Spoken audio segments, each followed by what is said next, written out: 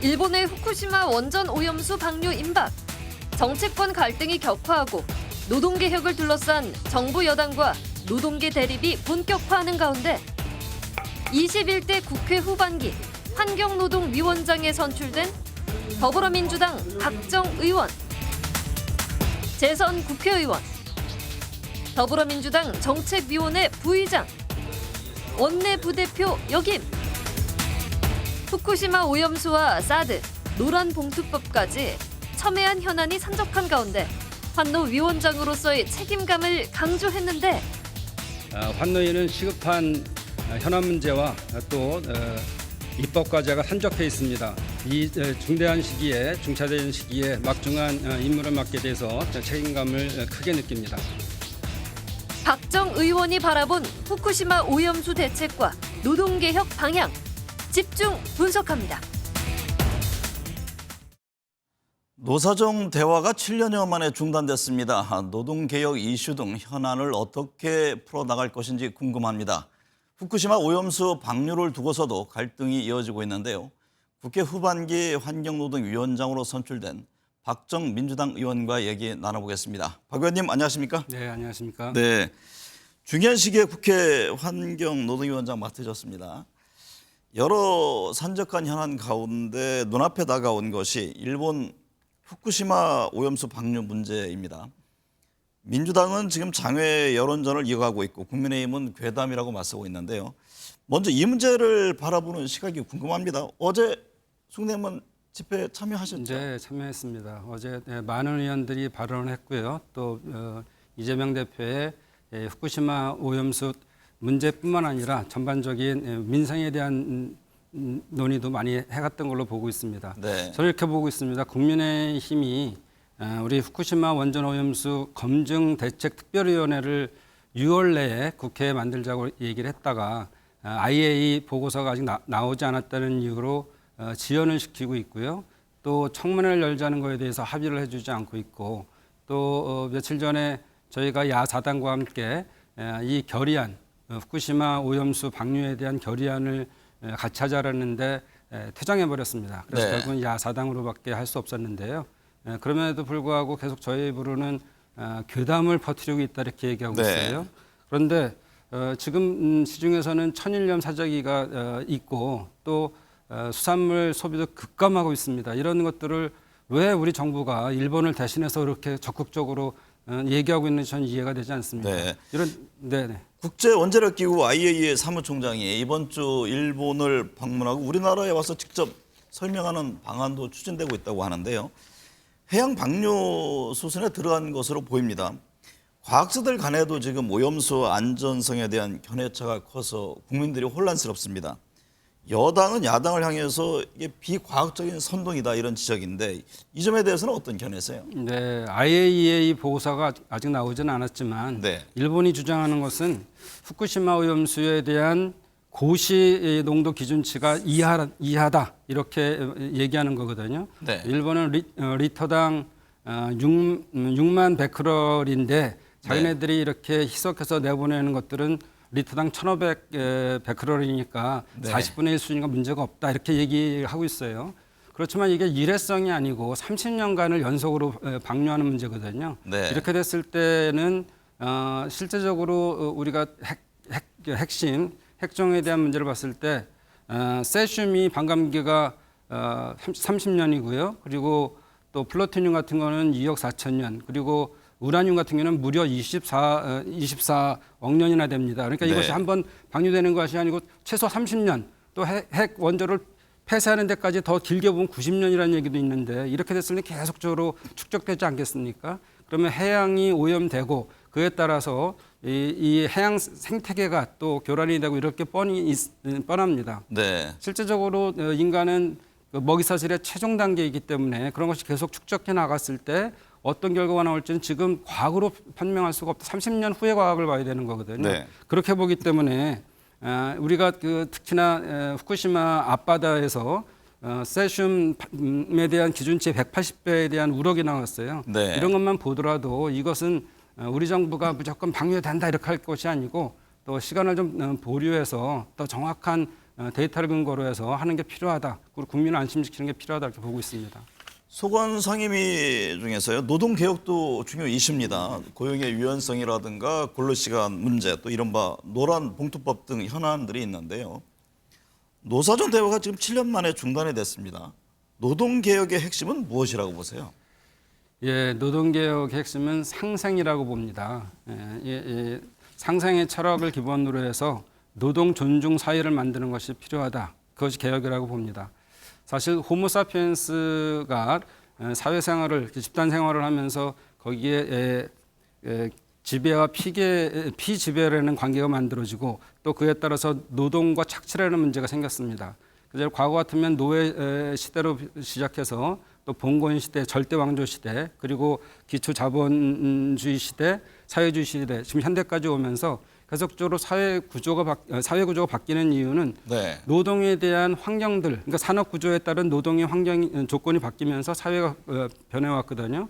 그러려면은 국가와 노동 또는 자본, 그러니까 즉 경영이죠. 경영과 자본에 대한 노동에 대한 관계가 네. 변화함에 따라서 재정립될 필요가 있다. 저는 그렇게 생각하고요. 네. 그래서 이것은 한쪽의 희생을 얘기할 것이 아니고 존중과 배려 이걸 통해서 노동 존중 사회를 만들고 이것이 바로 노동 개혁이라고 볼 수 있습니다. 그런데 지금 문제는 윤석열 정부가 마치 노동조합을 마치 죄인 집단화 시키잖아요. 그래서 네. 건폭이라는 말을 사용해서 모두가 잘못된 것처럼 이렇게 프레임을 만들고 가면 안 된다. 저는 그렇게 생각하고요. 네. 그런 네. 이제 좀만 더 말씀드리면 네. 그런 이유가 이게 노조는 늘 합법과 비합법에 대한 것들을 계속적으로 따지면서 자기네들에 대한 권리를 키워왔고 또 그런 것이 약자의 방식입니다. 그런데 네. 그걸 하나의 법전화된 틀 안에서 모든 것을 재단하고 결정하는 것은 잘못됐다. 그래서 두 개 보는 시각이 다르기 때문에 그렇거든요. 이거를 조정할 필요가 있다고 생각합니다. 현재 추진하고 있는 노란 봉투법에 대해서 지금 경영계에서는 원하청 산업 생태계가 붕괴되고 또 산업 현장은 노사분계와 불법 행위로 혼란을 겪게 될 것이다 이런 우려를 합니다. 이 점에 대해서는 어떻게 보고 계세요? 노란봉투법의 개정안의 핵심 사항은 네. 사실은 그 하청 노동자들도 그들에게 직접적인 또는 실질적인 노동 조건을 결정할 수 있는 원청업자, 그러니까 사용성자에 대한 쟁의를 더 이렇게 권리를 더 준 거거든요. 물론 네. 경영계에 대해서의 우려도 잘 알고 있습니다. 그런데 이 개정안의 제일 핵심은 사용자를 노동 조건에 대해서 실질적으로 구체적으로 그리고 집에 결정할 수 있는 자로 한정을 했고요. 네. 이것은 그냥 나온 것이 아니고 대법원이나 또는 우리 각급 법원에서 이미 기존 판례 법리를 적용했던 것들을 입법화한 것입니다. 네. 뒤집어 생각하면은 하청 회사의 사장이 임금이나 이런 조건을 결정할 수 있는 확실한 권한이 있다면 이것이 원청업자한테는 사용자성이 없다는 것입니다. 그러니까 이것이 무조건 사용자한테 원청업자한테 쟁의를 신청하는 것이 아니고 네. 명확한 권한이 있는 사람한테 쟁의를 함으로써 그동안 이 노동계의 이중구조라든지 이런 것들을 해결하는 법입니다. 보통은 네. 이것이 판결을 내려지기까지 대법원까지 갈 때는 짧게는 5년, 10년 정도 걸리거든요. 이렇게 해서 계속적으로 장시간에 이런 다툼을 할 것이 아니고 이런 다툼을 줄여줄 수 있는 합법적인 단체 교섭권이나 행동권을 만들어줌으로써 더 문제를 해결할 수 있는 방향으로 갈 수 있다고 생각합니다. 네. 당내 상황 여쭤볼게요. 민주당이 혁신위원회를 구성해서 본격적인 활동에 들어갔습니다. 혁신위는 첫 번째 안건으로 불체포 특권을 포기할 것을 요구했습니다. 이와 관련해서 당내에서 이견이 있는 것으로 전해졌는데 지금 순항하고 있습니까? 예, 순항한다는 예측보다는 순항해야 합니다. 네. 저 역시도 불체포 특권을 내려놓는 게 맞다고 생각하는데 근데 조금 우리 혁신위가 조금 더 디테일했으면 좋았다는 부분은 네. 이 불체포 특권이라는 것이 그냥 당연하게 주어진 것이 아니고 의정 활동을 제대로 하기 위해서 잘못된 것을 과감하게 지적하고 고치려는 노력의 산물이라고 생각합니다. 네. 그래서 그런 것들에 대한 책임과 의무에 대해서 좀 더 혁신위가 따지고 더 명확히 한 다음에 불체포 특권을 내려놔라 이렇게 했으면은 국민들도 이해가 쉽고 또 의원들 차원에서도 동의 안 할 사람은 없을 거라고 생각합니다. 네. 지금 여야 할 것 없이 여의도 뭐 국회 최대 관심은 내년 총선 공천 문제일 겁니다. 지금 당내 친명 비명 간의 충돌의 본질도 뭐 저는 공천에 있다고 보여지는데요. 혁신위가 공천 룰을 포함해서 그 대의원제 폐지라든가 이런 핵심 사안에 대해서도 다루게 됩니까? 네, 당연히 혁신위는 그동안의 민주당의 모든 시스템들을 점검하고 변화의 방안을 제시해야 합니다. 여기에는 좀 전에 말씀하신 것처럼 공천 룰을 포함하고 대의원제도 다 해야 됩니다. 모든 네. 것들에 대한 새로운 방안을 제시해야 된다고 생각하는데요. 그런데 이제 이 당내 문제가 이 공천권에 있다 이렇게 하는 건 좀 동의하기 어렵습니다. 네. 이거는 제가 생각하기에는 이것이 내년에 총선이 없더라도 꼭 해결해야 될 문제고 민주당이 처한 위기의 상황에서 필요하다고 생각합니다. 이미 공천 문제는 민주당 같은 경우는 지금 룰이 정해져 있는데 뭔가 좀 수정 보완을 할 필요가 있다고 보시는 네, 겁니까? 혁신위가 만들어졌기 때문에 네. 또 다시 또 논의가 될 거라고 생각하고요. 네. 사실은 이게 공천 이것이 사실은 팬덤 정치, 극성 팬덤 정치로 인해서 언로가 막히고 또 문자폭탄 가고 이런 것들에 대한 것들을 지향하고 그 당내에서의 건전한 토론을 통해서 방향이 결정되면 이 방향으로 같이 가자 이런 것들을 하기 위한 그 시스템을 새로 정립하자는 것의 일환이라고 생각할 수 있습니다. 네.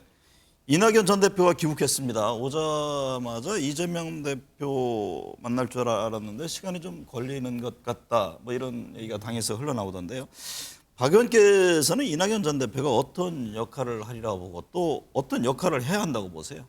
네, 이낙연 대표처럼 민주당에서 많은 역할을 해보신 분도 안 계실 겁니다.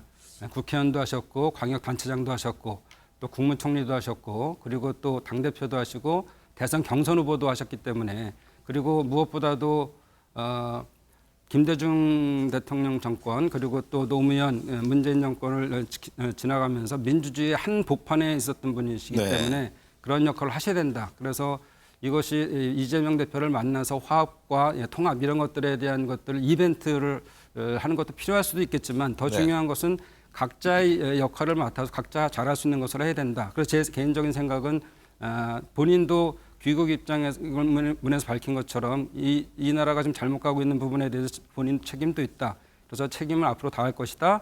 여러분들 곁을 떠나지 않을 것이다. 이렇게 네. 말씀하신 것은 아마도 이렇게 전국을 다니면서 뭐 정치를 하겠다는 입장을 내는 거죠. 그렇습니다. 그러면서 민주주의의 가치, 그동안 우리 민주당이 쌓은 민주주의 가치에 대한 것을 설명하고 정의 부분을 얘기하면서 그런데 만약에 이재명 대표와의 만남이 뭐 지나치게 지연될 경우에 외부에서의 시선은 좀 달리 해석할 수도 있지 않겠습니까?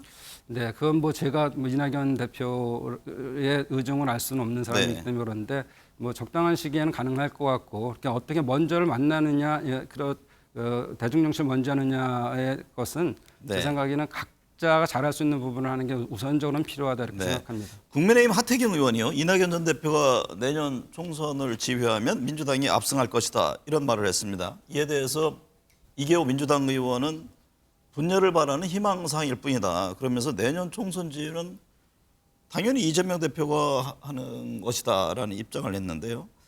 내년 총선 지휘는 이재명 대표가 하는 거겠죠? 아니 일단 하태경 의원이 네. 우리 당이 압승하기를 바라겠습니까? 그래서 믿고 싶지 않고요. 네. 그다음에 이것이 누가 지휘하느냐의 문제보다도 제 생각에는 국민에게 한 세 가지 정도의 조건이 있다고 생각합니다. 네. 늘 총선에서 나오는 것들이 첫째는 민심을 잘 이해하고 변화의 방향을 희망의 메시지를 전달할 수 있어야 된다. 네. 둘째로는 좋은 이제 후보를 선발해서 이 사람들이 충분히 자기의 영역에서 잘 뛰게 함으로써 변화의 장을 만들어가는 것을 보여드려야 된다. 네. 세 번째는 늘 정부 심판론이 있잖아요. 정권 심판론. 그래서 여당이든 야당이든 이 정부가 하고 있는 것들을 비판하고 또는 찬성해 가는 것들이 얼마큼 국민들로부터 지지를 받을 수 있느냐 이렇게 생각됩니다. 네. 네. 윤석열 대통령이 문재인 정부의 한반도 정책을 비판하면서 반국가 세력이라고 표현한 데 대해서 논란입니다. 대통령실은 특정 정치 세력을 말한 건 아니다라는 입장을 냈습니다만 지금 야당의 반발이 거셉니다. 윤 대통령의 발언은 어떻게 받아들이는지요? 자유청명에서 발언하신 네. 말씀이잖아요. 반국가 세력이 종전을 주장했다 이렇게 하신 건데 저 그거 발언 듣고선 깜짝 놀랐습니다. 어떻게 이렇게 국민이 전 대통령으로 그러니까 지지난번이죠. 네. 대통령으로 뽑은 분에 대해서 반국가 세력이냐 이렇게 얘기할 수 있는지 충격이었고요. 그러면 그 문재인 대통령을 선택한 사람들은 반국가 세력에 대한 암묵적 동의를 하는 사람으로 보는 거 아니겠습니까? 그렇게 할 수는 없다. 저는 그렇게 생각되고요. 저는 이 말을 들으면서 프랑스의 루이 14세의 말이 떠올랐습니다. 짐이 곧 국가다 이런 얘기를 했잖아요. 네. 그런 논리로 본다면은 윤석열 대통령이 국가라 본인이 얘기했던 것을 반하면 전부 다 반국가 세력이 되는 거죠.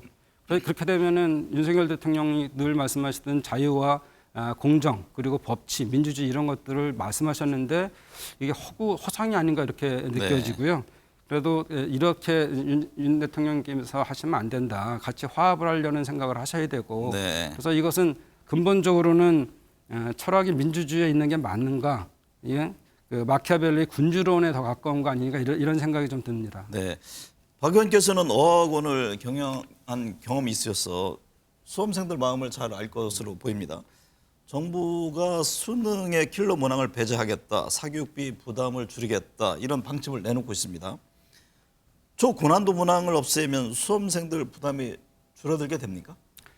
사실은 최근에 언론이나 또 국민의힘 의원님들이 제 박정호 학원을 자꾸 거론하셔서 당혹스럽긴 한데요. 네. 저는 약간 입시학원하고는 결이 좀 달랐어요. 저희는 미국이나 영국으로 가는 수험생들을 돕기 위한 학원이었고 토플이나 GRE를 가르쳤습니다. 입시학원은 네네. 아니었죠. 그래서 대부분 이제 유학 가는 학생들이 저희 학원을 많이 거쳐서 가셨는데요. 제가 이해하는 이제 문제는 수능을 얼마 안 놔두고 갑자기 발언하시면서 이게 크게 흔들렸다 이런 게 문제거든요. 네. 정책이라는 것이 예측성과 그리고 일관성이 필요합니다. 특히나 교육 정책은 더 그렇습니다. 그런데 네. 이게 수능 얼마 안 놔둔 상태에서 이렇게 말씀하시면서 흔들렸는데 제가 보는 입장에서는 사교육을 초등학교 때부터 시작합니다. 네. 그러고 나서 중학교에 올라가게 되면 자사고라든지 특목고죠, 자사고라든지 또는 영재고나 과학고 이런 데를 가기 위해서 사교육을 막 시작합니다. 근데 네. 문제는 이 학생들은요 대학 갈 때 정시, 그러니까 수능보다는 수시로 많이 들어가요. 네. 그러면 이런 특목고를 가서 대학을 가는 사람들에 대한 사교육은 어떻게 잡을 거냐? 네. 문재인 정부 때는 이런 사교육을 이제 줄이기 위해서 네. 교육비를 줄이기 위해서 특목고를 이제 없애려고 노력을 했습니다. 근데 그걸 다 뒤집었어요. 그리고 킬러 문항을 하나 없앤다. 이래서 사교육비가 줄어드는 건 쉽지 않은 것이 전두환 대통령 독재 시절 때도 이렇게 이 사교육을 이렇게 잡으려고 했는데 현실적인 문제가 중첩돼 있으면서 실타래처럼 꼬여 있으니까 못한 거거든요. 네네. 그래서 이렇게 단순한 사고로 교육을 좌지우지하면 안 된다. 저는 그렇게 생각합니다. 새 정부의 노동 개혁은 필요하고 있습니다. 후쿠시마 오염수 방출을 둘러싼 갈등은 여전합니다. 대화 타협, 설득의 정치가 필요합니다. 오늘 말씀 감사합니다. 네, 감사합니다.